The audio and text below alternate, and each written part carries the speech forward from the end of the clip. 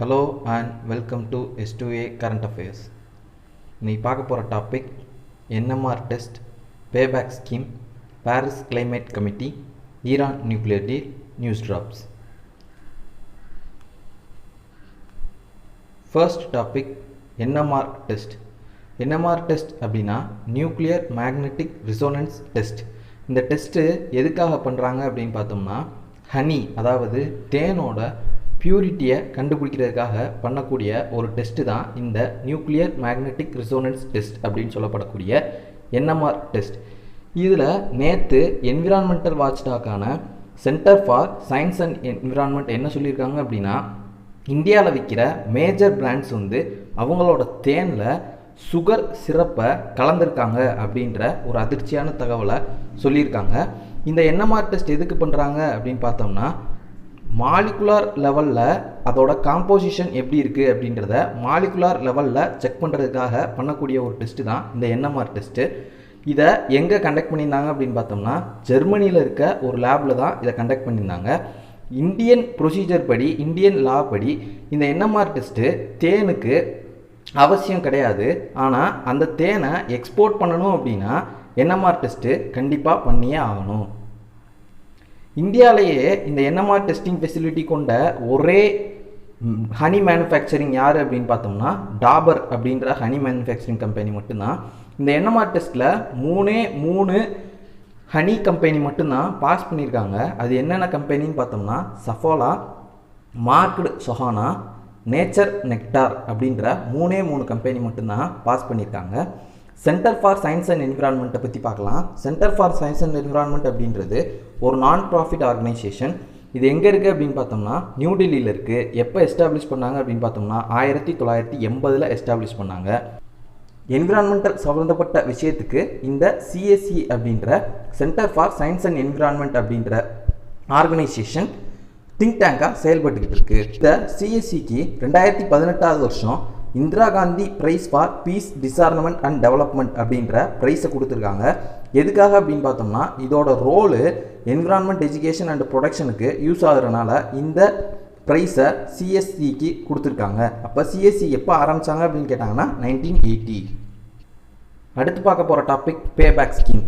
அதாவது இந்த பேபேக் ஸ்கீம் என்ன அப்படின்னு பார்த்தோம்னா, ஃபினான்ஸ் மினிஸ்ட்ரி ஒரு கைட்லைன்ஸ் கொடுத்துருந்தாங்க. அந்த கைட்லைன்ஸ் படி பாரோவர்ஸ்க்கு சிம்பிள் இன்ட்ரெஸ்ட்டுக்கும் காம்பவுண்ட் இன்ட்ரெஸ்ட்டுக்கும் உள்ள டிஃபரன்ஸை சென்ட்ரல் கவர்மெண்ட்டே பே பண்ணிடும் அப்படின்னு சொல்லியிருந்தாங்க. அப்படின்னா என்ன மீனிங்காக நம்ம புரிஞ்சுக்கணும் அப்படின்னா, கடன் வாங்கினவங்க ஒன்லி சிம்பிள் இன்ட்ரெஸ்ட் மட்டும்தான் பே பண்ணணும். கவர்மெண்ட்டு அந்த சிம்பிள் இன்ட்ரெஸ்ட்டுக்கும் காம்பவுண்ட் இன்ட்ரெஸ்ட்டுக்கும் உள்ள டிஃபரன்ஸை கவர்மெண்ட்டே பேங்க்குக்கு பே பண்ணிடும். இந்த மோரட்டோரியம் பீரியடில் கொண்டு வந்த ஒரு ஸ்கீம் தான் இந்த பேபேக் ஸ்கீமு. இதில் யார் எலிஜிபிள் அப்படின்னு பார்த்தோம்னா, லோன் அக்கௌண்ட்டு, அந்த கடன் வாங்கியிருக்கவங்களோட லோன் அக்கௌண்ட்டு ஸ்டாண்டர்ட் அக்கௌண்ட்டாக இருக்கணும். Housing, MSME, education, credit card dues, automobile, personal loans to professional, இவங்க எல்லாருமே இதில் எலிஜிபிள். இதுக்கான கண்டிஷன் என்ன அப்படின்னு பார்த்தோம்னா, அவங்களோட லோன் அமௌண்ட்டு 2 கோடிக்கு மேலே இருக்கக்கூடாது. 2 கோடிக்கு கீழே இருக்கவங்களுக்கு மட்டும்தான் இந்த பேபேக் ஸ்கீம் அப்படின்ற ஸ்கீமு செல்லுபடியாகும்.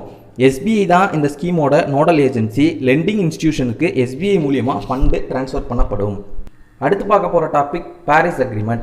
இது எதுக்காக பார்க்குறோம் அப்படின்னா, union ministry of environment, forest and climate change நேற்று அதோட செக்ரட்டரியேட் அவரோட தலைமையில் ஒரு குழு, இன்டர் மினிஸ்ட்ரியல் குழு அமைச்சிருக்காங்க.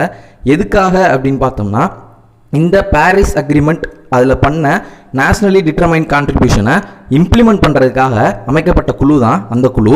அப்போ இந்த பாரிஸ் அக்ரிமெண்ட் இம்ப்ளிமெண்ட்டுக்கு எந்த மினிஸ்ட்ரி குழு அமைச்சிருக்காங்க அப்படின்னு கேட்டாங்கன்னா, union ministry for environment, forest and climate change தான் அமைச்சிருக்காங்க. யாரோட தலைமையில் அமைச்சிருக்காங்க அப்படின்னு பார்த்தோம்னா, union ministry for environment, forest and climate சேஞ்சோட செக்ரட்டரியேட்டோட தலைமையில் இன்டர் மினிஸ்ட்ரியல் குழு அமைச்சிருக்காங்க. இப்போ பாரிஸ் அக்ரிமெண்ட்டை பற்றி டீட்டெயிலாக பார்க்கலாம். இந்த பாரிஸ் அக்ரிமெண்ட் அப்படின்றது UNFCCC அப்படின்னு சொல்லப்படக்கூடிய United nation framework convention on climate change, அதில் கொண்டு வந்த மல்டிலேட்ரல் அக்ரிமெண்ட். எதுக்காக கொண்டு வந்தாங்க அப்படின்னு பார்த்தோம்னா, reduce, mitigate green house gas emission, green house gas எமிஷனை குறைக்கிறதுக்காக கொண்டு வரப்பட்டது தான் இந்த பாரிஸ் அக்ரிமெண்ட். எப்போ சைன் பண்ணாங்க அப்படின்னு பார்த்தோம்னா, சைன் பண்ணது 22 ஏப்ரல் 2016 சைன் பண்ணியிருப்பாங்க. ஆக்சுவலாக இதை எப்போ இனிஷியேட் பண்ணியிருப்பாங்க அப்படின்னு பார்த்தோம்னா, COP21 பாரிஸில் நடந்ததில் தான் இந்த அக்கார்டு கொண்டு வரப்பட்டிருக்கும். இதில் மொத்தம் 195 மெம்பர் கண்ட்ரிஸ் இருக்குது. யூஎஸ் பிரசிடென்ட் டொனால்ட் ட்ரம்ப் வந்து இதிலிருந்து நவம்பர் 2020 விலகிட்டாரு. பாரிஸ் அக்ரிமெண்ட்டோட கோல் என்ன அப்படின்னு பார்த்தோம்னா, குளோபல் டெம்பரேச்சரை below 2 degree Celsius pre industrial லெவலுக்கு கொண்டு வரணும். அதாவது இப்போ இருக்க டெம்பரேச்சரை பிலோ 2 டிகிரி செல்சியஸாக ப்ரீ இண்டஸ்ட்ரியல் லெவல் அளவுக்கு கொண்டு வரணும் அப்படின்றது தான் ஃபர்ஸ்ட் எய்மு. அதை மேலும் எவ்வளோ குறைக்கணும் அப்படின்னு பார்த்தோம்னா 1.5 டிகிரி செல்சியஸ் குறைக்கணும் அப்படின்னு சொல்லியிருக்காங்க. அதுக்கடுத்து help and support countries that are vulnerable to adverse impact on climate change. அதாவது எந்தெந்த கண்ட்ரிக்கெலாம் adverse impact of climate change இருக்கோ அந்த கண்ட்ரிக்கெலாம் ஹெல்ப் பண்ணணும், சப்போர்ட் பண்ணணும் அப்படின்றது இதோட ஒன் ஆஃப் த எய்மு. அதுக்கடுத்து என்ன அப்படின்னு பார்த்தோம்னா, obligation that developed countries have towards developing countries by providing financial, technological and support. அதாவது developed countries developing countriesக்கு financial and technological support கொடுக்கணும் அப்படின்றது இதோட 3 எய்மு. அப்போ இப்போ இருக்க குளோபல் டெம்பரேச்சரை below 2 degree Celsius above pre industrial லெவலாக குறைக்கணும். அதே மாதிரி help and support countries that are vulnerable to adverse impact to climate change. அதுக்கடுத்து provide financial, technical and technological support to the developing nation by developed countries. இதுதான் இதோட 3 aim. இந்த அக்ரிமெண்ட்ல 2020 அப்படின்னு ஒரு டார்கெட் பற்றி பேசியிருக்காங்க. அது என்ன 2020 அப்படின்னு பார்த்தோம்னா, carbon dioxide emission reduction by 2020, carbon dioxide எமிஷனை 20% குறைக்கணும். Work on increasing the renewable energy market share by 20%, renewable energy market ஷேரை வந்து 20% இன்க்ரீஸ் பண்ணணும். எனர்ஜி எஃபிஷியன்ஸை 20% இன்க்ரீஸ் பண்ணணும். நேற்று 90 அப்படின்னு ஒன்று பார்த்தோம், அது வந்து எய்ட்ஸுக்கு. இப்போ 2020 அப்படின்றது எதோட சம்மந்தப்பட்டது அப்படின்னு பார்த்தோம்னா, யூஎன்எஃப்சிசிக்கு கீழே கொண்டு வரப்பட்ட பாரிஸ் கிளைமேட் சேஞ்சோட சம்மந்தப்பட்டது தான் இந்த 2020. First 20 carbon dioxide emission ரிடக்ஷனுக்கு, அடுத்த 20 ரெனியூவபிள் எனர்ஜி மார்க்கெட் ஷேரை இன்க்ரீஸ் பண்ணுறதுக்கு, அடுத்த 20 எனர்ஜி எஃபிஷியன்சியை இன்க்ரீஸ் பண்ணுறதுக்கு. 2 இன்க்ரீஸ் பண்ணுறாங்க, 1 குறைக்கிறாங்க. இதில் நேஷனலி டிட்டர்மைன்டு கான்ட்ரிபியூஷன் அப்படின்னு ஒரு டேர்ம் இருக்குது. அது என்ன அப்படின்னு பார்த்தோம்னா, ஈச் கண்ட்ரி அதோட ஒவ்வொரு கண்ட்ரியும் அதுக்காக ஒரு கோல் வச்சுக்கிறணும். அந்த கோல் எப்படி இருக்கணும் அப்படின்னா, ஓவரால் குளோபல் கோலை அச்சீவ் பண்ணுறதுக்கு யூஸ்ஃபுல்லாக இருக்கணும். இதை 5 வருஷத்துக்கு ஒரு தடவை யூஎன்எஃப்சிசி கிட்ட ரிப்போர்ட் பண்ணணும். இந்த கான்ட்ரிபியூஷன் நாட் லீகலி பைண்டிங். இதுதான் ரொம்ப முக்கியம். Nationally determined contribution is legally binding அப்படின்னு ஒரு ஸ்டேட்மெண்ட் கொடுத்துருந்தாங்க அப்படின்னா அது தப்பு. Nationally determined contribution is not legally binding. இந்தியாவை பொறுத்தளவு 3 கோல்ஸ் வச்சிருக்காங்க.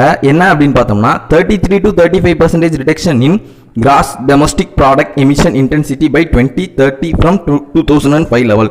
அதாவது ஜிடிபி எமிஷன் இன்டென்சிட்டியை 2005 இருந்ததை விட 2030 33லேருந்து 35% குறைக்கணும் அப்படின்றது ஃபர்ஸ்ட் எய்மு.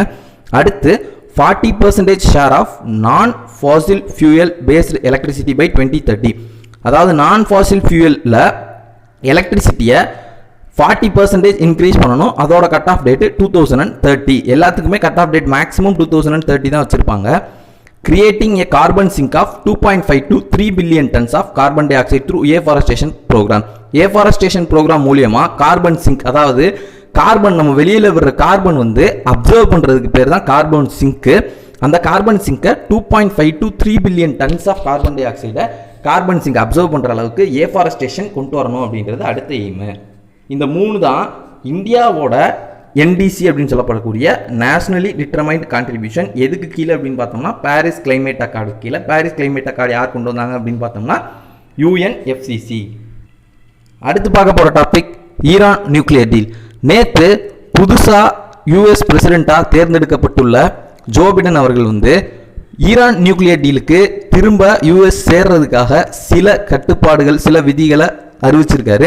இப்போ ஈரான் நியூக்ளியர் டீலை பற்றி டீட்டெயிலாக பார்க்கலாம். இந்த ஈரான் நியூக்ளியர் டீல் அப்படின்றத என்ன அஃபிஷியலாக சொல்கிறாங்க அப்படின்னா, joint comprehensive plan of action அப்படின்னு தான் சொல்லுவாங்க. இந்த ஈரான் நியூக்ளியர் டீல் அப்படின்றது ஈரானுக்கும் P5 கண்ட்ரிஸ் அப்படின்னு சொல்லப்படக்கூடிய யுஎன்எஸ்சி, அதாவது யுனைடெட் நேஷன் செக்யூரிட்டி கவுன்சிலில் இருக்க 5 பெர்மனன்ட் கண்ட்ரிஸான US, China, France, Russia and UK, அதோட சேர்த்து ஜெர்மனி அண்ட் இயூக்கு நடுவில் சைன் பண்ணப்பட்ட அக்ரிமெண்ட் தான் இந்த joint comprehensive plan of action அப்படின்னு சொல்லப்படக்கூடிய ஈரான் நியூக்ளியர் டீல். எந்த வருஷம் சைன் பண்ணாங்க அப்படின்னு பார்த்தோம்னா 2015 சைன் பண்ணாங்க. எதுக்காக இந்த ஈரான் நியூக்ளியர் டீல் அப்படின்னா, ஈரானோட நியூக்ளியர் ப்ரோக்ராமை ஸ்டாப் பண்ணுறதுக்காக கொண்டு வரப்பட்டது தான் இந்த ஈரான் நியூக்ளியர் ப்ரோக்ராம்.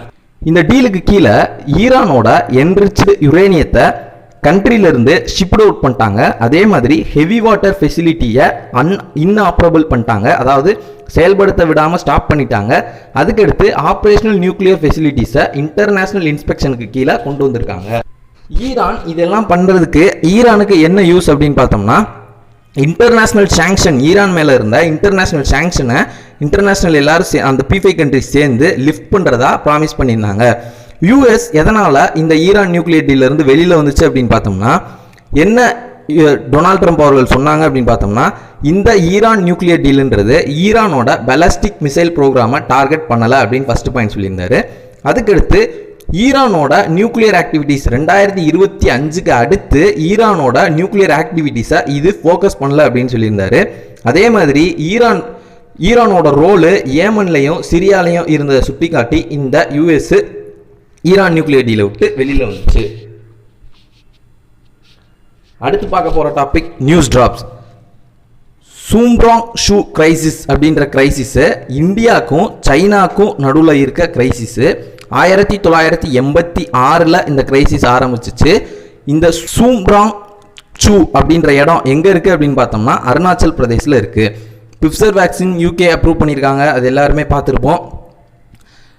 இது வரைக்கும் வேர்ல்டுலேயே அஃபிஷியலாக வேக்சினால் எராடிகேட் பண்ணப்பட்ட ஒரே நோய் எது அப்படின்னு பார்த்தோம்னா ஒரே ஒரு நோய் தான் இது வரைக்கும் அஃபிஷியலாக வேக்சினால் எராடிகேட் பண்ணப்பட்டதா WHO அறிவிச்சிருக்காங்க. அது என்ன நோய் அப்படின்னு பார்த்தோம்னா ஸ்மால் பாக்ஸ். வேர்ல்டுலேயே ஸ்மால் பாக்ஸ் மட்டும்தான் வேக்சினால் எராடிகேட் பண்ணப்பட்ட ஒரே நோய். அதுக்கடுத்து கிரீன் சார்கோல் ஹேக்கத்தான் அப்படின்றது எந்த மினிஸ்ட்ரி கண்டக்ட் பண்ணுறாங்க அப்படின்னு பார்த்தோம்னா மினிஸ்ட்ரி ஆஃப் பவர். இதோட இந்த செஷனோட எண்டுக்கு வந்துட்டோம். எங்களோட இனிஷியேட்டிவ் உங்களுக்கு பிடிச்சிருந்துச்சுன்னா லைக் பண்ணுங்க, ஷேர் பண்ணுங்க, கமெண்ட் பண்ணுங்க, மறக்காம எங்களோட சேனலை சப்ஸ்கிரைப் பண்ணுங்க. தேங்க்யூ.